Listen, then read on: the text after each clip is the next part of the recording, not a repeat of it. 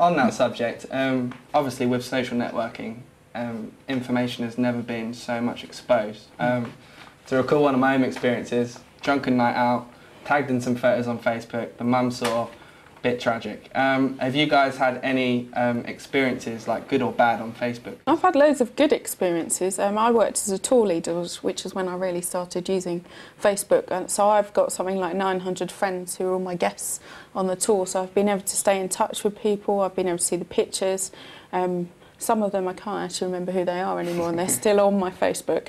But I mean, it's been great just to see stuff. And I mean, that is like where you were saying with the de-tagging, that can actually be a bit of a worry because you've got no control over pictures that other people put up of you.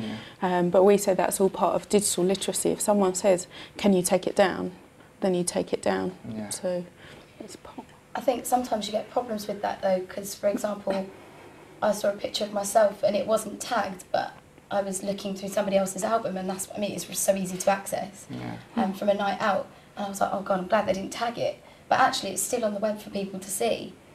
Whether if I hadn't have been looking, would I have found that picture of myself? Probably not. Yeah, it's definitely worrying. So that can be a bit worrying. At my age, you don't have nights out, so it doesn't matter.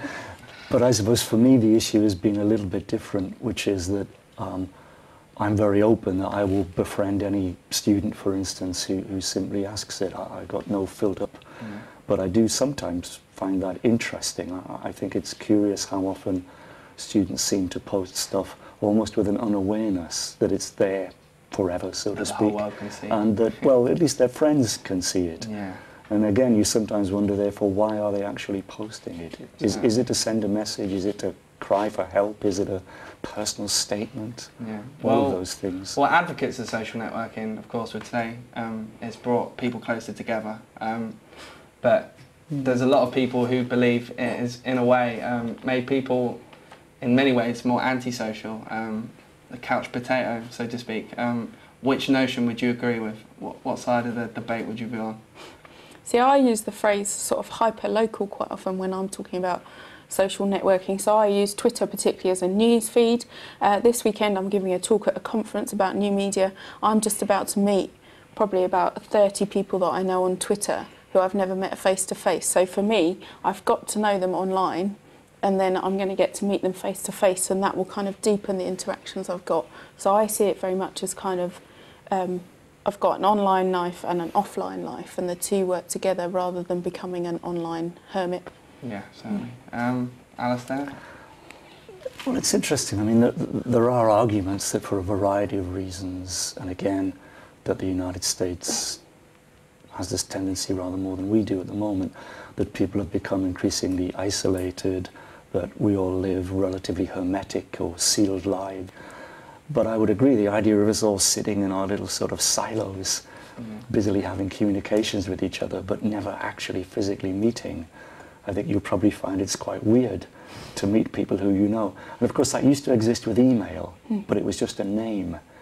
You didn't know the person, but you knew the name. Now you know what they look like. You could recognize them in a room.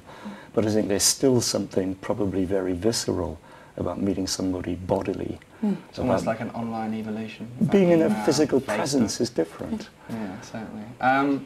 Well, finally, the internet has obviously emerged as a pivotal business tool. But over the years, a lot of top search engines, for example, like Ask Jeeves and Yahoo, have lost a lot of their popularity with Google coming on the scene. Do you think we'll still be having this conversation in 10 years' time? Does Facebook have the legs to keep on going, or will something replace it ultimately? Do you guys think Facebook is here to stay, or a fad? I think it's here forever. I don't know. I think I'd say the other way round, because we had things like MySpace before and that faded out. Facebook overtook it.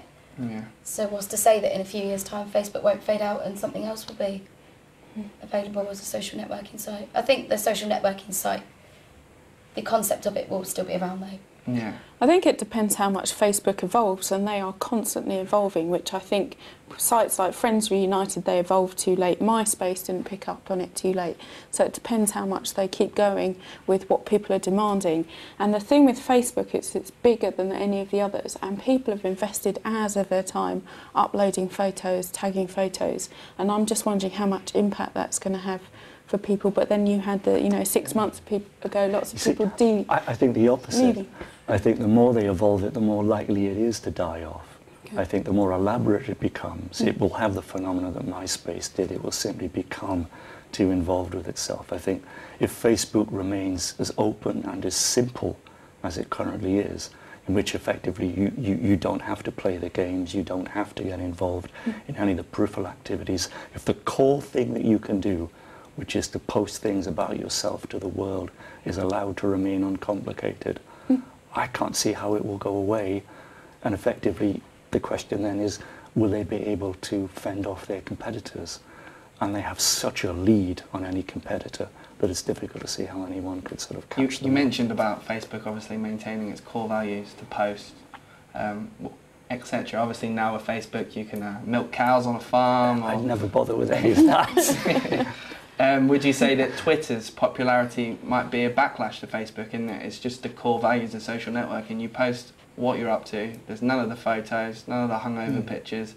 Do you think Twitter is more of an alternative, or? I think the core question for Twitter will be whether it too seeks to elaborate itself. Because if they start to allow you to post pictures and post video instead of just text, I think Twitter will lose its sort of relative uniqueness. Yeah. And then it will lose, well, it doesn't really have a market share in a sense, it's not measured in that way, but it will lose its usefulness to people. Yeah. And people use it presumably because they find it useful. Yeah, it's a massive live stream, Twitter, so you see what's going on. But the thing is, if people only tweet about what they've had for breakfast or what they've had a coffee, you don't get very far with it. It's more about kind of sharing the expertise, like you were talking about, between the student unions. Yeah. It's the only thing that I think it really lacks is the interaction. Yeah. And like we said before, sometimes that's really positive. Yeah.